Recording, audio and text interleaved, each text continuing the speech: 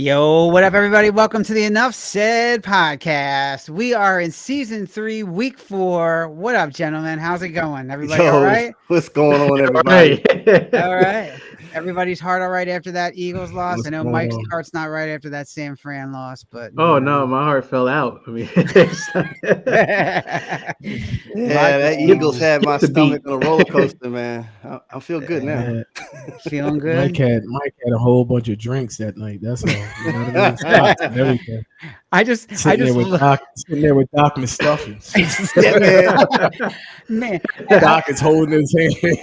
Doc was stuffing. I just love how mad he got. He keeps sending text messages. I'm mad. He keeps- Yeah, I mean, it's just watching history repeat itself. That's just the frustrating part about it. It's like you see this show so many times over and over. I know you talk about it with Lucy in the blanket, or the blanket, pulling for Charlie Brown for Linus, kind of the same thing. And it's just like, when Jake Moody missed the kick, I just said, here we go. It's coming. Yep. It's all going downhill. And it's sure enough, there's the bomb play, then it's the punt return, then it's the guy dropping the pass. It's like Murphy's Law, man. It just falls apart just like that.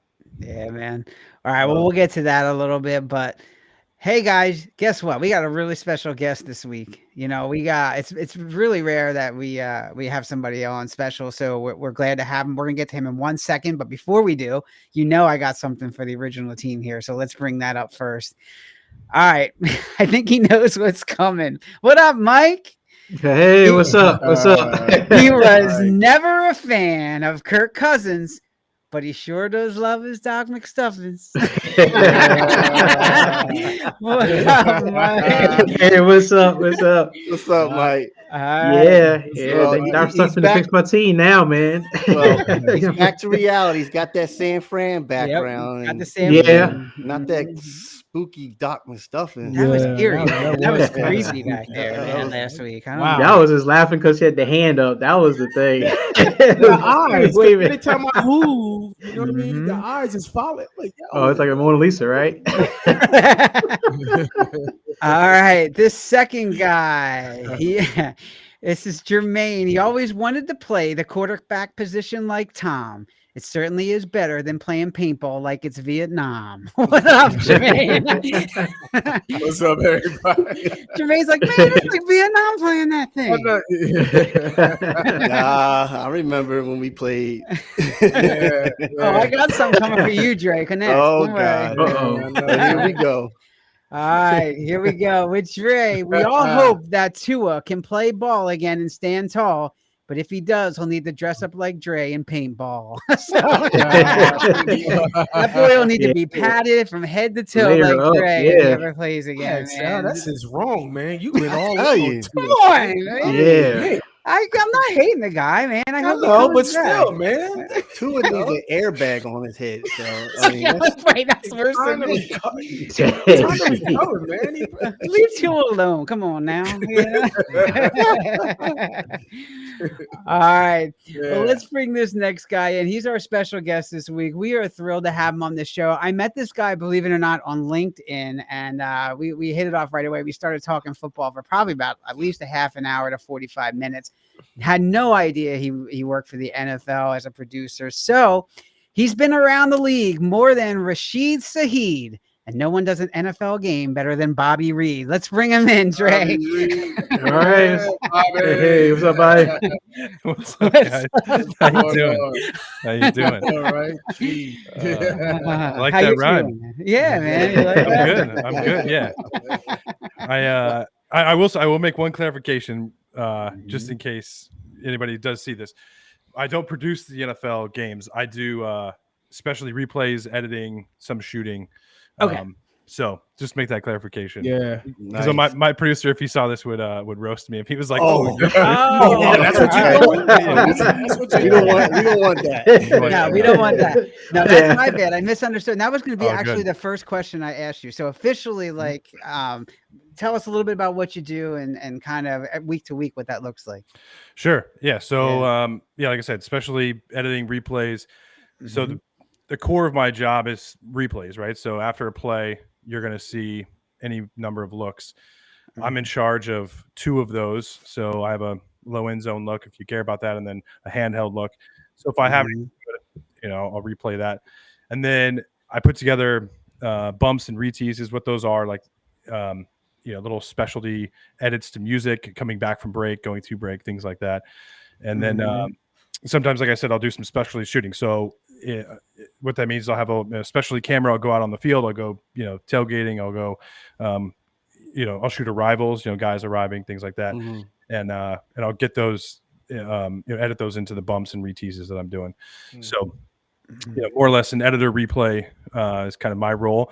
And so what that looks like is we fly in on Friday. We set up everything on Saturday. We do the game Sunday, pack it all up, just like the circus, and I get on a plane and go home on Monday and do it all again on Friday. Wow, that's awesome. That's cool. That's pretty cool. So that's what with preseason, you do preseason too, or just the regular season game? Yeah. So preseason's a little different. Our crew, so I'm on the B crew for Fox. So we do we're the second biggest show. Now that doesn't always mean that we're the second best game that Fox has. We're the second biggest crew. We don't have any preseason games. So what I'll do is the director that is on my crew, we do all the Eagles preseason, and we've done that for the last 10 or so years together. So it's good for us to just kind of get back in the groove of things, kick the tires on what football is, from a TV standpoint, and kick on. So yeah, nice. Okay, that's awesome. Love it. And for those of you who don't know, Bobby also owns his own company, Loaded Pixel Creative, right? Yep. And love that.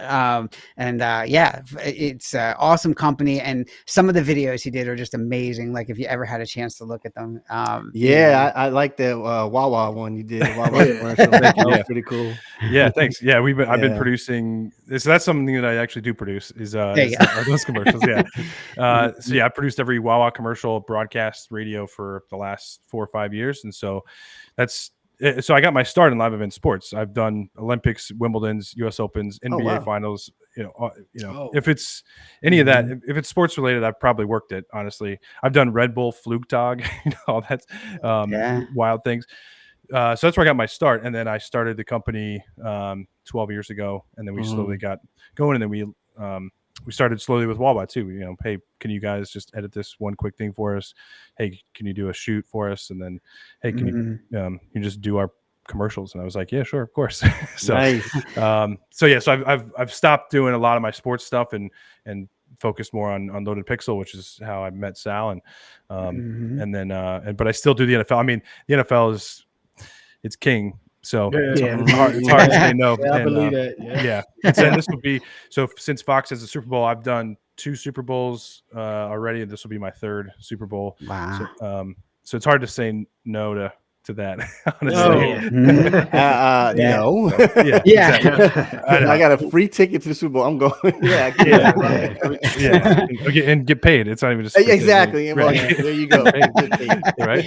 So did you get to meet Taylor Swift or what? Did you? No, I've not met Taylor. I did do a game with her. With her, I guess she was in the stands. What game? It was last year, kind of right in the heart of it all, like the third or fourth game, where her and Kelsey were dating, and we cut to her, I don't know, 14 times and whatever.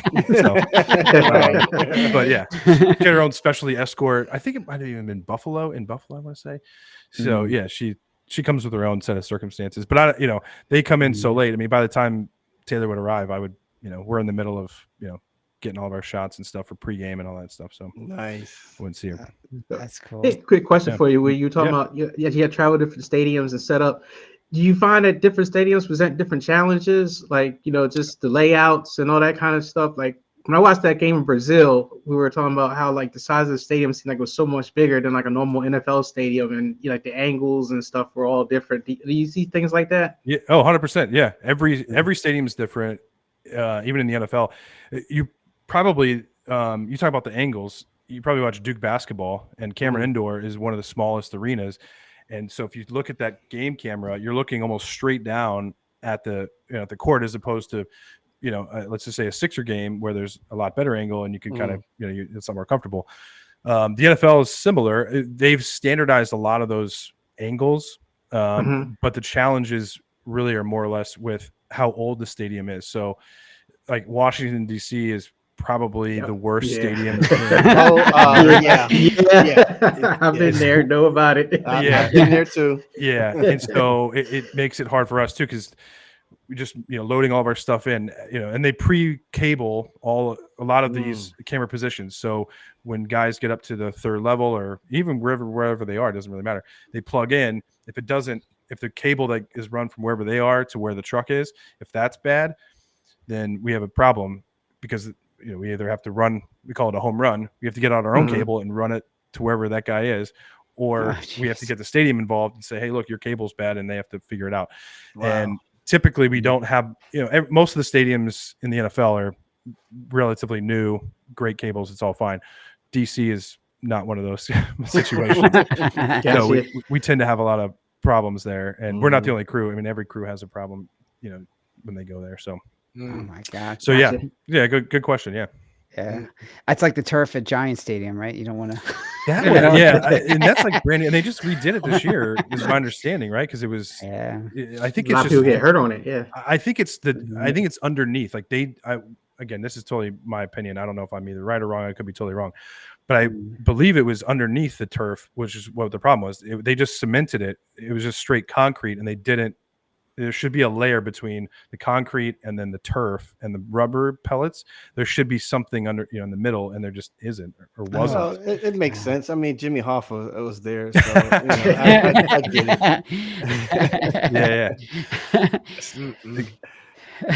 So talk a little bit, Bobby, about so games going on, something happens, a big play happens or whatever. What's the typical procedure like? You get all these angles. How quickly can you choose them? And do you do anything with like the replay officials? Like, do you interact with them at all? So the replay official is pretty easy. It's a quick one. We don't anymore. We used to. The game, that's why it took so long, was because we would have to replay every angle on live television, and then the referees would be able to see that and then make their decision from there. So it used to be, and then they used to talk to us. Like the refs used to get on a mic and say, like, hey, show us this angle again. And, it's the 19th time that you guys at home are watching it. And you're like, we've seen this 100 times. I don't need to see his knees down anymore. And and then we'd be yelling at the refs. It wasn't a good system. So now it's all run out of New York. Right. And they have all the feeds that we have. They're doing their own replay angles. They're doing their own thing. So we don't talk to them. We don't do anything. We just do our own show, and we're synonymous. So that's the answer there. But yeah, as far as a play happens, touchdown, whatever, it's a coordinated series of communication that goes on between everybody in the truck. So there's again, we're the second biggest crew. So we have 7 replay operators that are all in charge of at least 2 different angles, 2 different cameras, basically. And we each have specific labels for each machine. Without getting too in depth with it, but we're communicating with the producer, telling him what we have. We're selling hard, like, hey, I have the quarterback's eyes on my machine, on O, let's say, for example. Hey, I have the touchdown in X, and then I got reaction in red, then I have dejection in on Sky. So then you're pitching all this stuff to the producer in real time as you're kind of taking in all of the ambiance of the game, whatever, the touchdown reactions live. And then the producer tells the director, hey, look, we're going to go to replays. I want to go in, whatever order, O, X, red, blue, right? Let's just say, for example. Wow. That's and it all, it happens in an instant, and it's, it's practice. I've done, thousands of games, and so is everyone else on our crew. I'm one of the youngest guys on the crew by a long shot. And so they've been doing the NFL for 20, 30 years. And wow. So, but it's that just kind of practiced, communication of what you're looking for, what you're responsible for, who to communicate it to. And then, a lot of people have to communicate and touch buttons in a sequence for it to all come out on the air perfect for you guys. So I know it's kind of slightly ambiguous, but that's really what it is. Yeah, absolutely. How did you go ahead. Go ahead, Sal. Okay, I was just gonna say, how did you guys adapt to the new kickoff rule? Like, I'm sure you had to get different angles and play that a different way. So what? Yeah, you talked about preseason earlier. We messed around with it in preseason to try to figure out what looks best. And if you guys watched any Eagles preseason, I think we messed it up almost every single time.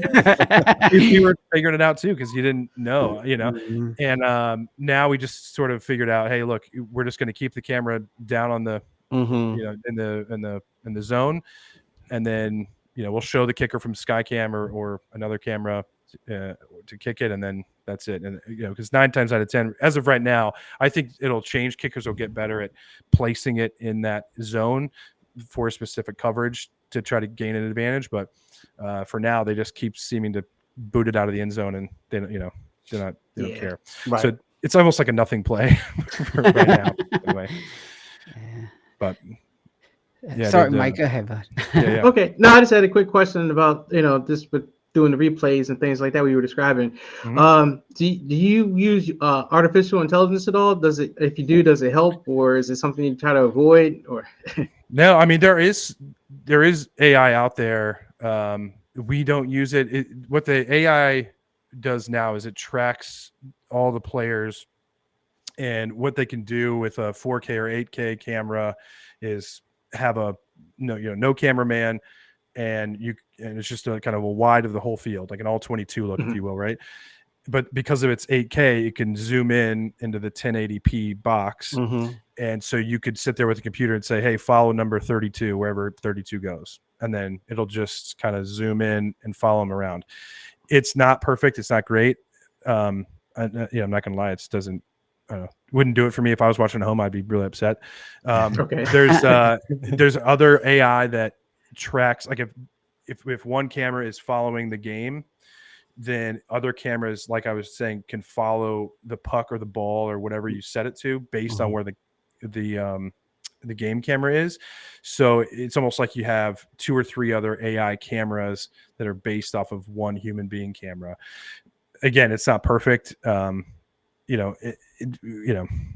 think for the NFL or something like bigger time events, it's still quite a ways away. But if you're watching, 4-camera basketball, if it's, I don't know, some D3 basketball or D2 basketball or something, then you could just mount a bunch of cameras and, do the production for a third of the cost. And at least you get on the air and you can see it. It's kind of like watching your kids' sports now, I'm sure, like you just kind of get on and it looks like an iPhone or whatever.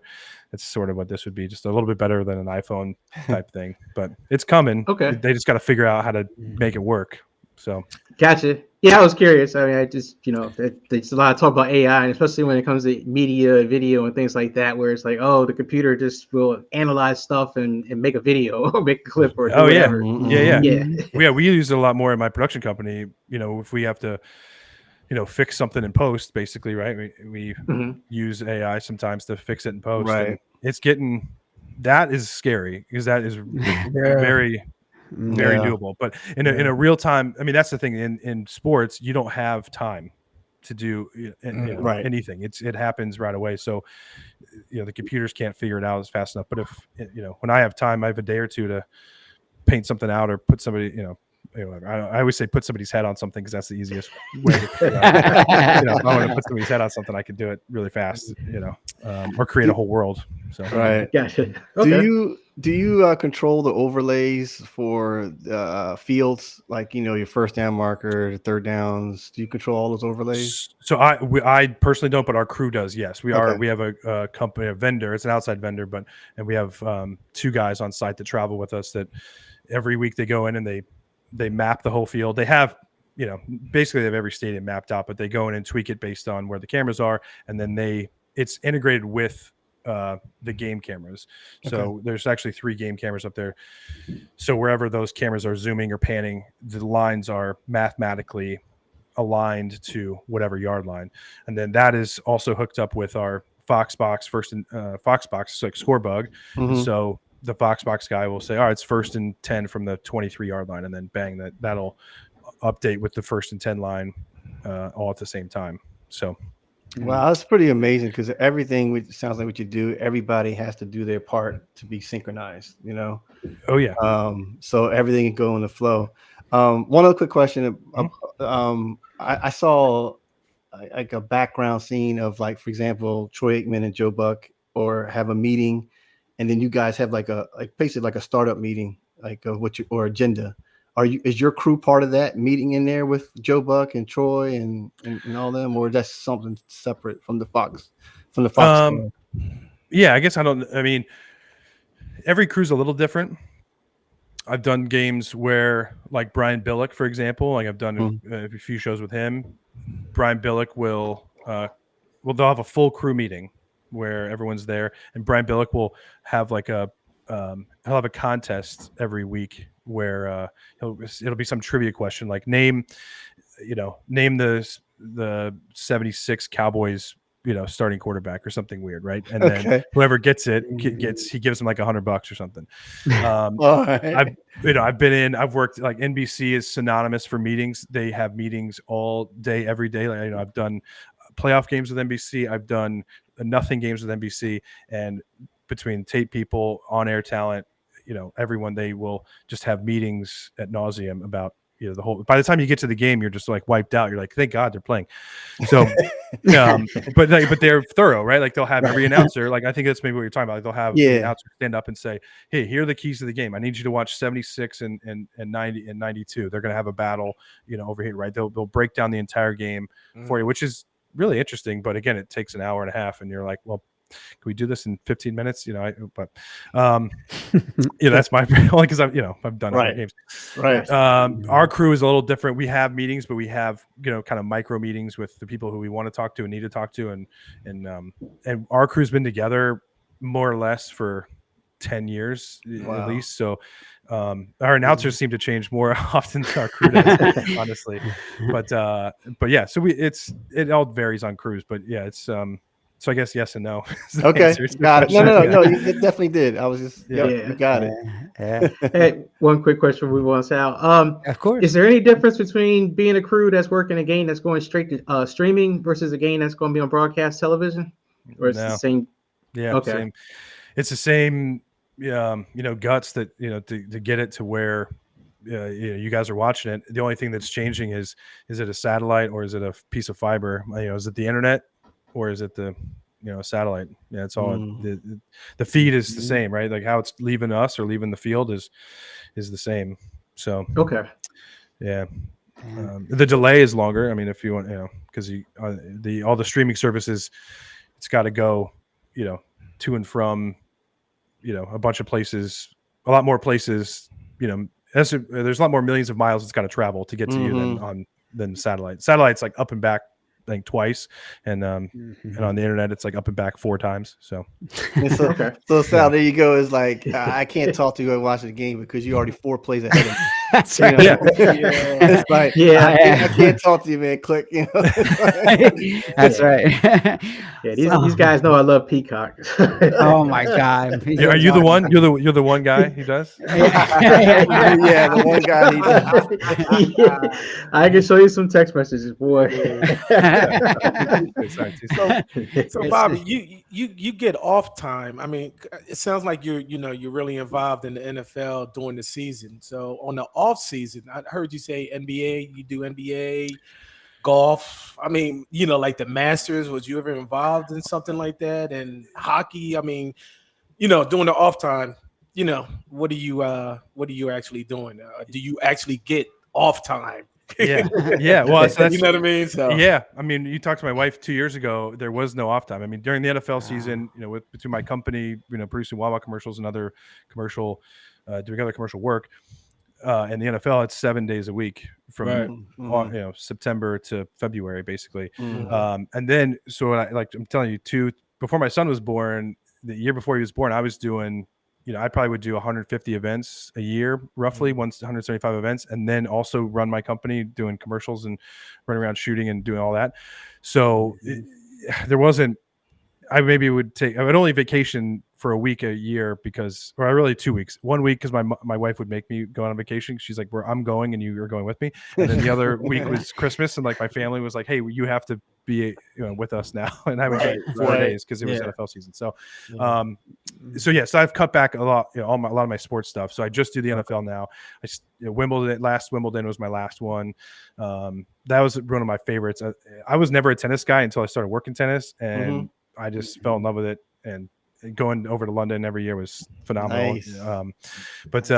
Yeah, so I have a little bit more time now and in the off season, which I'll just focus on my company. I don't have weekends off and some real time. So Good. yeah. I'm getting some life back. That's a good thing. I mean, balance and all that stuff. Yeah. Because everyone's a freelancer, so that's kind of there's a few staff people like on my NFL crew. There's a couple staff people, but other than that, when I say a couple, maybe 4 or 5, and then everyone else is freelance. So, and there's on a Sunday we have 65 people, so 70 people on the crew. So what they have to do, what typically will happen is you work locally. So I used to do every Phillies, Flyers, Sixers game, wherever I would do the away feeds. So you would never be able to see what I was doing, but folks on the other side would. Right. And then I would travel. I would get start getting travel packages, doing different sports, and then kind of work my way up to do these the bigger events. There's not any, you make a little bit more money traveling because you get some travel days and per diems and stuff, but but yeah, that's kind of how it works. So everyone on the crew is doing that same thing. Like, guys on my crew this week, they went home. One guy's from Detroit. He flew home on Monday, was doing Tigers all week, and then he'll get on a plane on Friday and come back into the NFL. Wow. So, that's how they do it.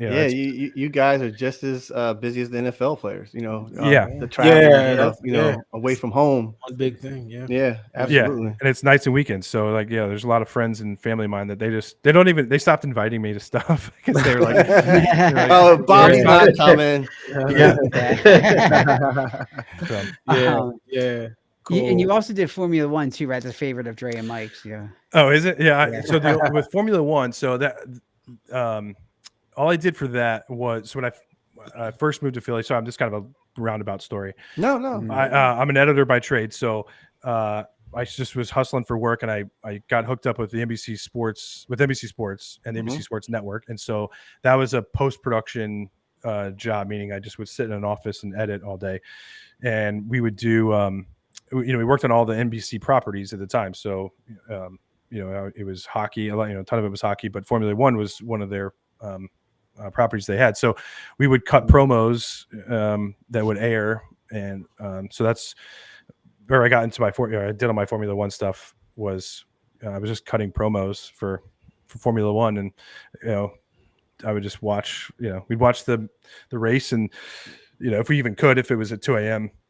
Obviously you couldn't do that, but if we'd watch it, and then we'd cut a promo the next day, say, oh, watch, so I came. The guys that I edited probably aren't even still racing anymore, but but yeah. So yeah, I was very small. It wasn't as cool as like traveling to Monaco and like doing a cool race there. Like, gotcha. I saw your demo reel on that Indy one. Oh, I'm sorry, Formula One video on your website. So thanks. Yeah, that was pretty good. Yeah, thanks. Yeah, like I said, that's pretty dated by now. I think even Will Power was Will. Is that Will? Oh, Will Power. Yeah. Was that him? Yeah. I think so. Yeah. Like I said, you're going back. Right. It's so yeah. It's quite a ways before it was cool. Right. That's awesome.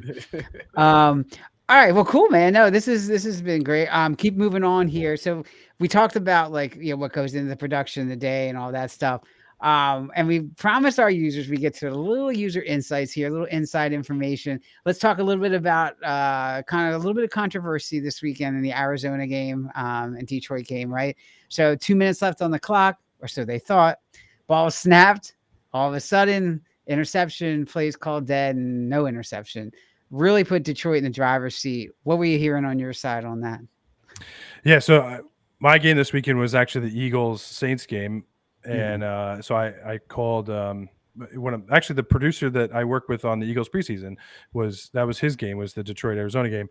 I talked to him, and he said that long story short, Arizona got screwed. But here's really how they got screwed. Okay? So the way it was described to me, now this is going to get really.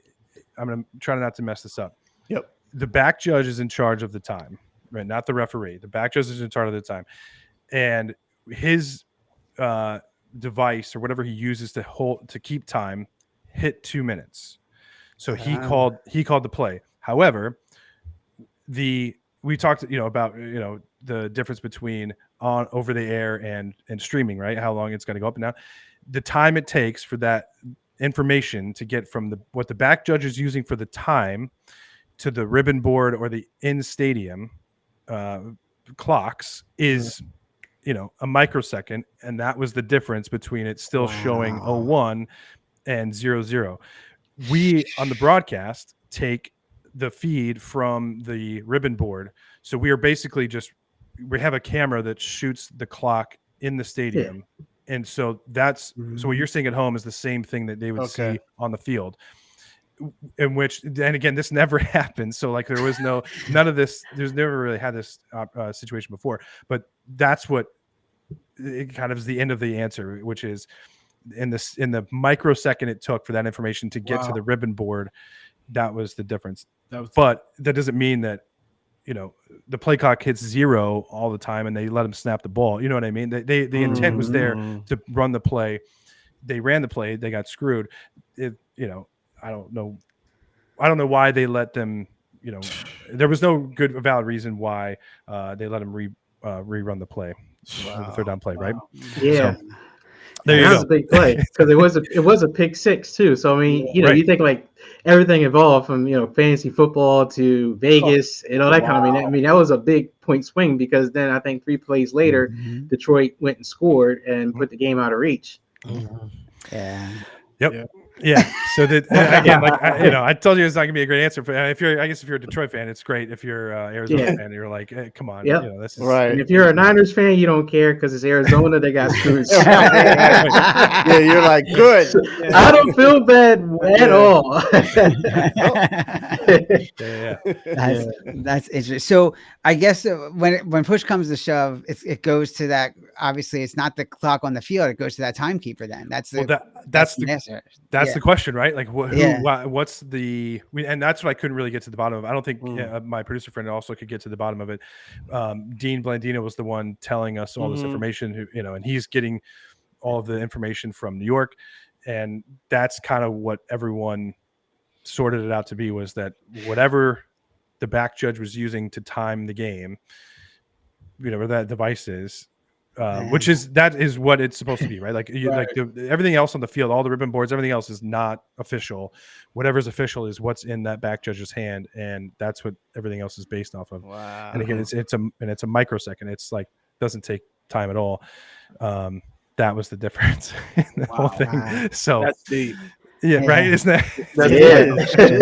It's making me like, Yeah, I know. It's put your conspiracy hat on. I know, Dre. I know you. I will say this: it used to be worse because there was nothing attaching that device or that timekeeping device from the back judge to what the play clock would be in the stadium. So, but now there is. So at least you have that, knowing that. Worst case scenario, this is worst case scenario, but it's a microsecond of time, a hundredth of a second or 10th of a second time difference or whatever it would be. But it used to just be, that's where a lot of controversy would come in. You would say like, oh, the back judge, the game would be over, the game wouldn't be over, all those things. How much time is on the play clock when the guy went out of bounds? Like all those things would be, non-reviewable. And that's the other thing too. This was a non-reviewable play. So even if, the Cardinals wanted to challenge it, they couldn't challenge it because it was it's a time situation. So of course it was, So that'll come to the competition committee, I'm sure. Absolutely. So Bobby, so tell me about the worst stadium that you've been in, and tell me what the good stadium that you've been in. What's the worst fan base, and what's versus good fan base? Yeah, that's a different one. So like the stadium, just from an active stadium still today. Yeah. It probably is Washington. I'm not going to lie to you. That stadium is pretty bad. It's in disrepair. Oakland used to be that way, but now it's definitely Washington for sure. I mean, every other stadium they're all new. Like they're all really awesome. Yeah, right. Then you go to Washington, you're like, why am I? What's going on? Yeah, like this is the NFL here, plays here. It's wild. Yeah. I mean, like Tampa is kind of old. They have some new stuff. Yeah. Jacksonville's probably is worse than Tampa, but I guess Chicago's an older stadium too, right? But that's still, it's fairly nice. I mean, it's cool there. I mean, Soldier Field's cool. Green Bay. Not gonna lie. Yeah, Green Bay's new, man. It's like that thing. It's not. I mean, it's relatively new, like the last 10 years, and they keep adding on to it. And I mean, that thing is.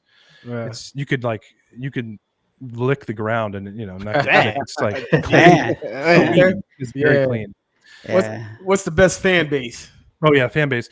I mean, that's a good one. I mean, I don't know what the best. I don't know the best fan base. I don't know. The Packers are pretty fun because they're all kind of nice. They're all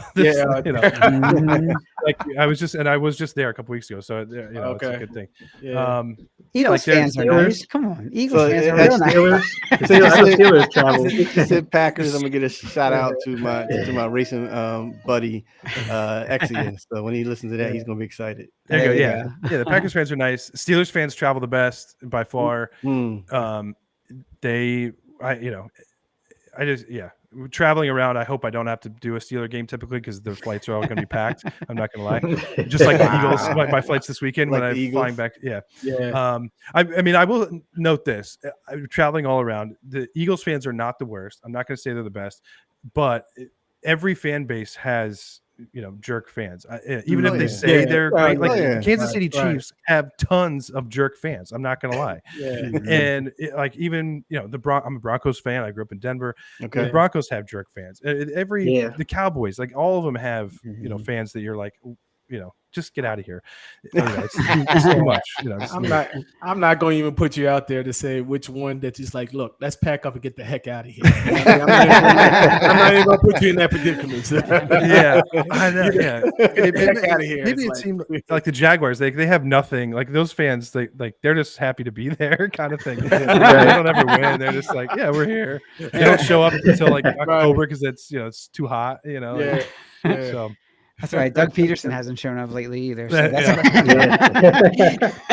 thought the whole Jaguar to that pool they got in the stadium. I was about to say, I thought the whole thing was like it turned into a club, and I'm trying to remember. Jaguars had something really cool. They do. They have a concert hall right outside. It's what I thought. Really? It's all under. Yeah, it's under. It's like a club. Shade. Yeah. They have like DJs. They have live bands. It's like Margaritaville. Awesome. Yeah.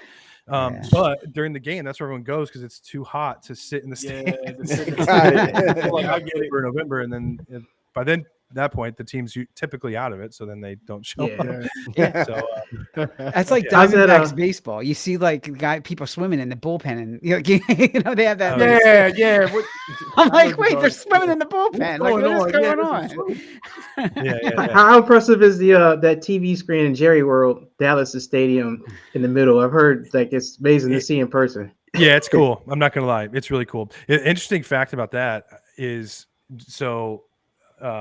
And this is how I mean, it won't shock you with Jerry Jones. So it's right down the middle, right? And so from one side of the stadium, you're watching football, and you look up, and the game's going right to left, and then you look down, the game's going right to left, right? Does that make sense? Mm-hmm. On the other side of the stadium, because all the cameras have to be on one side. If you're on the other side of the stadium, you would be looking up at the big screen, and the game would be going left to right or right to left, and the game would be going left to right. Does that make sense? So it would be Wow. Jerry Jones can't stand for that, but instead of moving his owner's booth to the correct side where it's right to left, because he knows that the TV cameras are all basically on one half of the stadium, he has to sit on the side of the stadium where the TV cameras can shoot him all the time. Right. Yeah. Right. So that's the opposite side. So what does Jerry Jones do? Jerry Jones has a second in-house TV crew or brought a crew do a separate game from the other side. So when he looks up, the game's going left to right, and he looks down, the game's going left to right. But on the other side, the game's going right to left. Wow. Okay. It's wild. Right? I'm gonna pay attention to that now. So. He got his King David crown. He got it, man. Man. This is why they haven't been to the Super Bowl in 30 years. He likes to have control over. There you go. That sounds like Jerry too, right? That's unbelievable. Because I would say the Dallas Cowboys have maybe the largest police presence too. I don't know what it is, but they're all it's all underneath. I mean, they have some of the largest like, APC vehicles. Like it's like an army that's down there. I'm like, Wow. it's like, and then you go to Green Bay and there's like, a couple guys in a, like a security shirt, Hanging and out. they're like, hey, Come on, get man. in here, no problem. Like, that sound like Grand Theft Auto with all It's the police. Yeah. That's wild. wild. GTA. Yeah. Do any of Yeah. them still have court? Like, remember at Veterans Stadium, they used to have the judges right in there. Oh, They used to have, like, in the court jail? right away. The jail What a cell jail is- in the yeah. Yeah. I don't think that there's a judge anywhere, but they Mm. definitely have holding tanks. Oh, Oh, that's yeah. fun. Yeah, like Yeah. they definitely have holding tanks now for sure. We don't really. Oh, wow. Yeah, I don't see that part. Man. 'Cause they just take them out quick. But, yeah. Yeah. Stop this. Hurry up. Which brings up, I guess, a good point too. Like, if somebody runs on the field or does something stupid, they always say, "Don't film him because we don't want him to get his moment of fame." Like, do you guys have Oh, yeah. orders about Yeah, that? Like, yeah. are Oh, you yeah. not supposed to That's a shoot good him? Or, Mhm. yeah. yeah. I mean, obviously it's up to the director, but yeah, that's what the edict is.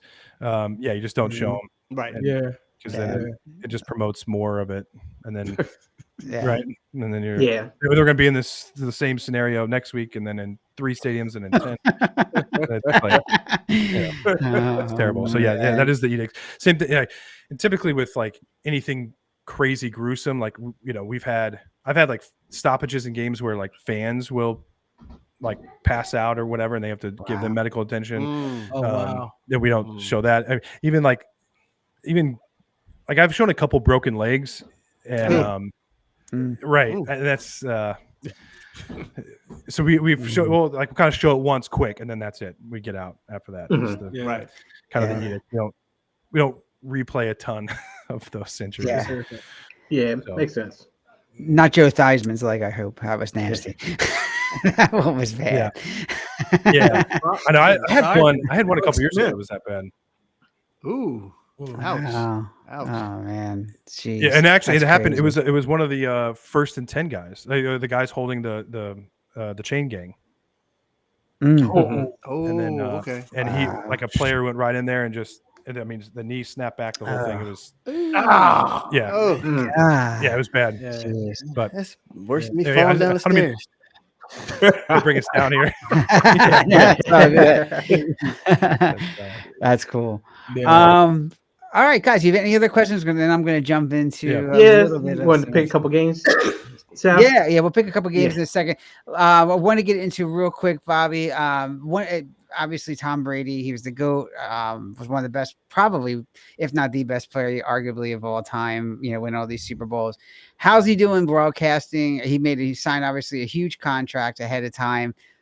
He came in, is he one of the highest paid broadcasters too? I think he might be, right? Could He's be. officially the highest, but how's he doing? How's he adjusting? Did you hear anything about that? yeah, I mean, talking to so when I work games, I don't get to listen to a ton of them because it's by the time I get back to the hotel, it's 4th quarter typically of those 4 o'clock games. But yeah, I mean, I think it's it's hard to expect him to come out and be this amazing world beater broadcaster right away, right? The guy, he's had 3 games, and I mean, they've practiced, they've done all the things, but from experience, until you sit in the seat and do it in a real live event, live game, it's you can practice just like football. You can practice football for 20 years, and then you could step on the field, and it's totally different, right? So, so I mean, he's getting better. I mean, I think it's it's a hard job to do, number one, and he's getting better. I remember, so like Greg Olsen is on our you want me to, you sure you want me to keep going? Yeah. Yep, we're good. Very good. Sorry. Yep. So Greg Olsen is on my crew now. He started when he first started. He was still playing for the Panthers. I don't know if you guys even remember this or not. He was playing for the Panthers. He was on IR and he had a bye week, and so he joined our crew for 1 week. Right. And he was all over the place. I mean, he had his Greg Olsen energy. He was shot out of a cannon. It was just awesome. Right. But I he remember. was just that, right? He was all over the place, and he wasn't a great broadcaster. And then that next year, he was with us, and he again, like, it just took him half the year, and he got better and better and better, and then he became what Greg is today, which is Greg's great. Greg's really good, and I think with Tom, it's just going to take that time to get good. I mean, maybe it's week 8, week 10, maybe it's week 6. I don't know. Maybe it's week 16, but whatever that is, it's going to take time for him to find his personality, find his rhythm. And I mean, I'll say this: if there's anybody that's going to do it, it's Tom Brady. Right? Oh, yeah, that's true. Yep, the You GOAT. you don't like being defeated. That's Nope. Yeah. Anything. Yeah. So yeah, I believe in him. Yeah, he's gonna be good because he does see the game. Like if you talk to him, he sees the game in a way that none of us sees it. Like So he I think it's my camera. Yeah, just give it a shot. See if we can try. Yeah, we're just lagging a little bit. Just see if we can get you. Just flick your camera real quick on and off again. See if it pops back in. But yeah, I mean that's the thing. I mean, like any football player, it's going to take time. He's going to get used to it. He's going to get better. He wants to be good. I mean, he wants to put the work into it, and he wants to do better. And I think I have no doubt that Tom's going to come out and he'll get better. And like I said, he just like it was on the field, he's going to treat just like this, like he's not going to be defeated. He's going to be the best. He's going to be the best eventually, So yeah. Like I said, he does work hard. I mean, he there's a rumor that he slept at the stadium week 1. Wow. Week 1, really? Yeah, he's got like a little trailer that is his own that travels with. It's like a bus trailer that goes with him wherever he goes. It's got his bed and workout facility and all this stuff in it. So he I think he slept. There was a rumor that he slept in the stadium. Unconfirmed, but he slept there. I believe it. Wow. Right. It's believable, right? It's I believe it to Tom Brady to sleep in the loading dock of the Cleveland Browns stadium. Wow. Oh man. Big Well, some people do that. Some people stay in a dark room, like our friend, Aaron Rodgers. So whatever floats your boat, I guess. Who knows?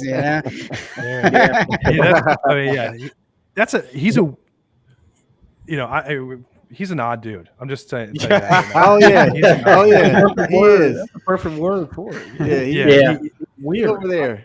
I used to like I would shoot all these arrivals, right? Him coming in and out, or coming to the game, and we used to have this game where he was one of the only players that didn't want to be shot, like ever. So he would purposely like avoid. I mean, I know it's not just me, but I was the guy shooting the arrival, so he would purposely avoid me, and so we would have to play this game where, to shoot him. So one example is in Minnesota, New Orleans. You would have to. The away team has to walk the length of the field to get to their locker room. So they get off the bus and they walk 100 yards to get to the other side, and they're wide open. There's nowhere to hide. So like 2 weeks before in Detroit, this guy hid behind a pipe and drape curtain for like 5 minutes. So I would go away, and I was like, just come out and walk 5 feet, and I'll shoot you, and then I'll leave. Once I have my shot, I'll leave. Right. So we had been doing this stupid game for like 3 years. Wow. And then we're in New Orleans, and he's got to walk 100 yards. So I'm like, and I am right in front of him. I'm getting this great shot, and instead of, whatever. Now I'm like, screw you, Aaron Rodgers. So I'm going to walk with you 100 yards. I'm not going to leave you until you walk into the locker room. I can't go. I'm playing cover 1. I'm man. I'm walking with you wherever you're going. So he walks. He walks super fast. Makes me walk because I'm walking backwards. And then he slows way down. And then if you guys are the camera, he starts looking away. Then he pulls a mask up. And then then he stops, and then he walks, and then he stops, and then he just was doing everything he could to mess with my shot for 100 yards. Wow! And I was like, dude, who cares? Like, just give me the shot, dude. Like, you know what I mean? Like, all I need is 10 good yards, and then maybe I'll leave. But my head, I'm not leaving because he's been playing this game. But he just would let it happen. So anyway, and there's no other player like that. Like I shoot other players, and they'll like talk to you. They're like, hey, how you doing? Like Nick Sirianni, for example, I was shooting him walking in Giant Stadium, I think one time, and he was like, man, if you walk backwards that good and that fast, you want to play corner? For us? You know what I mean? Like he's making jokes, So like most people, they kind of understand it and get it. And Aaron's just like in his own world. He's just a weirdo, man. I don't know. It makes sense. It makes sense because all that stuff, and remember what he had, the COVID and all that, and his conspiracy theories. I think he probably thinks his soul was going to get taken. So that's what it is. Stuck out his soul. Sick his soul. I would love to talk to Danica Patrick. That's what I would love to talk to. It's like, man, what was the relationship with you and Aaron Rodgers? I mean, there's that whole story with him and Ryan Braun. Do you guys know that story? No. Ryan Braun got busted for steroids, and Aaron Rodgers was the only guy who defended him. And then, like, to this day, if you're like, hey, Aaron, Ryan Braun took steroids, Aaron's like, nope, didn't do it. And he literally they tested him. Yeah, he tested positive multiple times. Here's the piece of paper. I'll show it to you. No, it didn't. It's just like an arrogance that you're like, right. Why? Man. Wow. Sorry. So Aaron Rodgers is my favorite person, but he's very good at playing quarterback. Well, it's funny when gotta lack of something. Yeah, like I saw some shots that you did, like Jalen had some cool shots of him coming in and all that. So Jalen's he's just quiet, but Jalen's cool. Yeah, he's quiet. Huh? I figured that. I figured he's quiet. It's just looking at his body language and stuff. Yeah. He comes in with his headphones on, just wants to do his own thing. He's like focused. Laser focused. Yep. Yeah, he's quiet. He's but I will say this: watching a team warm up, watching even NFL teams warm up, you get a sense of who they are and if they're any good. Like I remember watching, Baker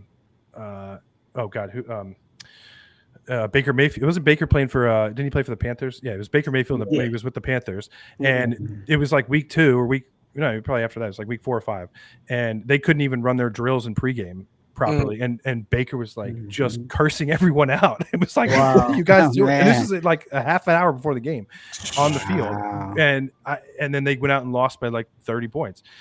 And then as opposed to, I'm telling you, like the Eagles, especially that Super Bowl year, I watched them warm up, and like the Niners. I'll tell you this, Mike, this is for you. The Niners last year, they warmed up better than any team I've ever seen. And I was like, it's going to be really hard to beat them. It'd be really hard. And so I'm telling you, like, you get to the game early, watch just how coordinated everything is, watch how hard guys are going, watch, you just get a feel for it, and you get a sense for, like there shouldn't be any mistakes. Like warm-ups, there should be 0 mistakes. Wow. Yeah. And if guys are not in the right place, like they're not straight, you just kind of know. So anyway, that's my warm-up story. That's fantastic. That's great. I love it. Yeah. I love it. Hopefully Brock Purdy's cool. If you got to take a picture of him this week. Oh yeah, he looks like when he walks in, because he's short. He's like Jimmy Garoppolo. He's not very tall, and he just kind of looks like the kid that's in AP history. Like, can I steal your homework? Because you write my paper for me. Oh man. I'll let you know this weekend how they are, because that's where I'll be at this weekend. So. Right. Yeah. All right. Well, now that we're not going to get Aaron Rodgers to subscribe to our channel, why don't we do some protections? He might. You never know.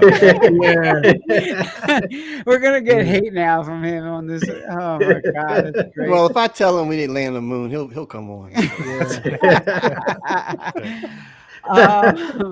Speaking of San Fran, let's talk about that game. And guys, this should be a no-brainer, but with all the injuries that the 49ers have, this one scares me a little bit. So I don't know. 49ers, of course, this week. Mike, they're home, actually. I was going to say they're on the road. They're actually home to the Patriots this week. So what are you thinking this week?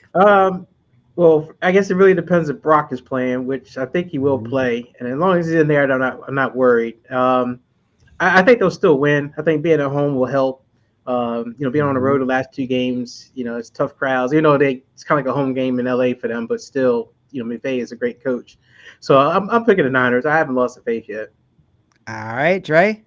Well, last week with the Patriots and Jets. Well, of course, the Jets homecoming, they just laid out the Patriots. I was a little bit, Mike, the run game. I'm thinking Stevenson is going to actually get back, in his regiment, like the game before the Jets actually slowed him down.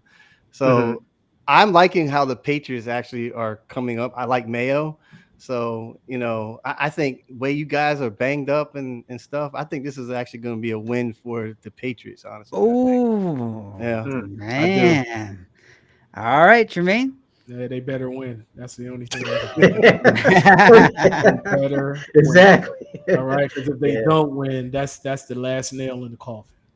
So they better win. So yeah, I'm going with the Niners. Just the simple fact is they're home. And that home cooking goes a long way. You know what I mean? So if you're hurt or not, they got their confidence up. So yeah, the bottom line is they better win. They better win. All right. Bobby, you're going to be there. Who you got? So John Lynch used to be our announcer on my crew back when I first started.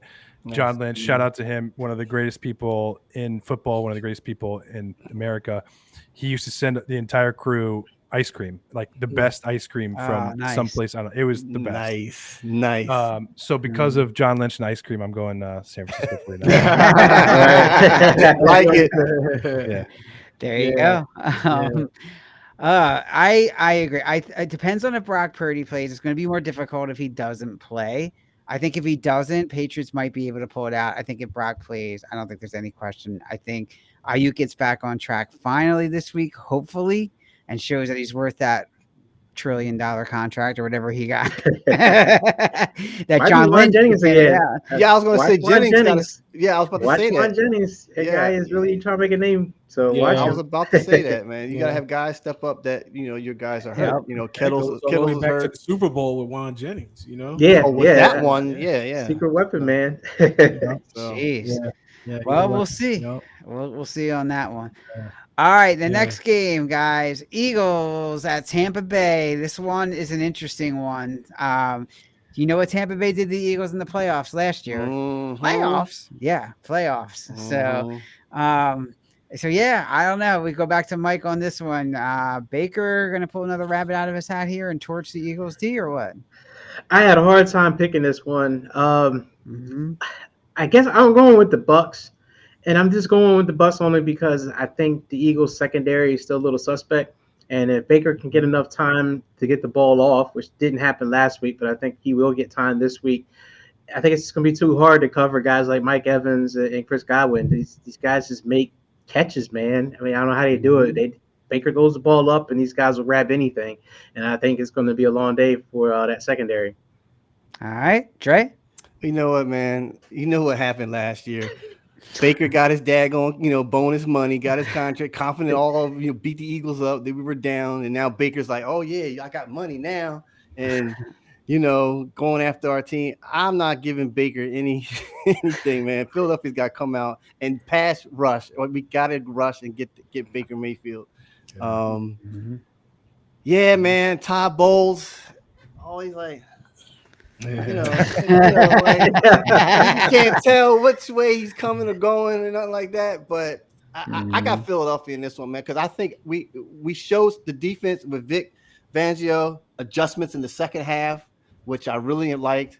And Slay woke up and he got a little hurt too. But at the same time, man, Carter, Jordan, Sweat, all those guys, man. I'm hoping that we can also get some more from Blankenship. So. So he closed out the game. So I'm taking Philly, man. All right, Jermaine. Yeah, Tampa Bay is frauds. I'm sorry. That and New Orleans, you know what I mean? Both teams are both frauds, and I think Philly's defense exposed Carr, and I think Philly's got a little bit of revenge, Exactly. That wasn't the team last year that got put out in the playoffs 32-9 because it was just a big mess. I feel as though you got your coordinators in place, and slowly but surely it's starting to come together. Slowly but surely. I mean, I'm looking at Philly. I mean, Saquon X factor. With Adrian, with Brown out, could be Devontae Smith out. So Covey. Yeah, Covey's on the IR. No, I know. Yeah, But Covey's saying, out. I know, but just like I think, somebody else got to step up. So Great, Covey. Dotson and what's the other guy? The other rookie, that big rookie. I mean, it's their time to shine. Next man up. So, More but yeah, Dallas I don't trust Tampa Bay. I mean, come on, Baker Mayfield. Come on. That's what I said. Yeah, Baker Mayfield. He's a fraud. He was a fraud last year. I mean, the playoffs. So, yeah, I'm taking Philly. Yep. I wouldn't be surprised if Bobby set off the cannon on that big Buccaneer ship. Okay? I wish. They only do that during the game. I wish. Fun, actually. That's funny. That would be, yeah. Yeah, that would be. Yeah, no, I mean, it is tough. The Eagles are banged up on offense. That's really their biggest problem. Yeah. They, I mean, the front four of the Eagles is really, it's really good. I mean, they're a top 5 front four.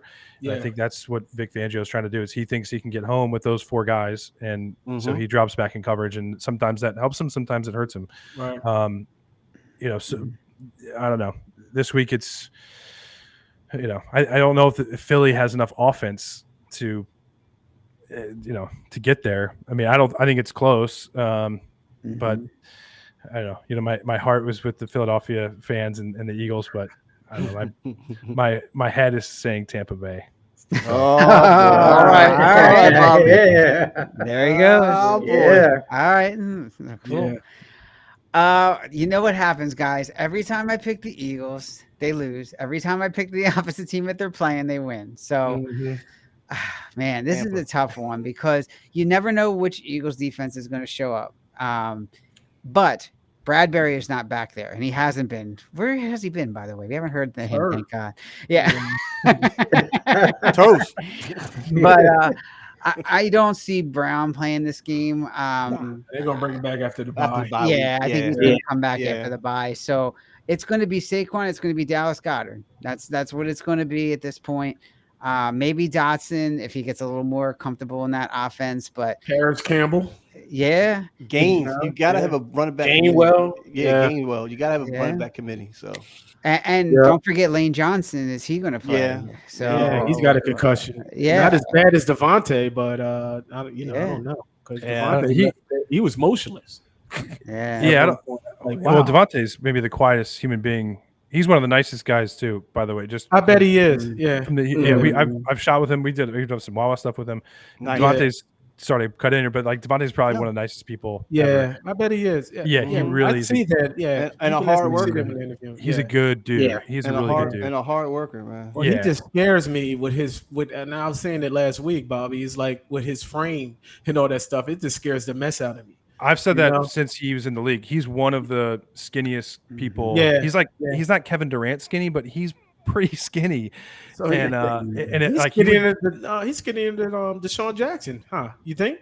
I don't know. I never saw Deshaun like that close. Yeah.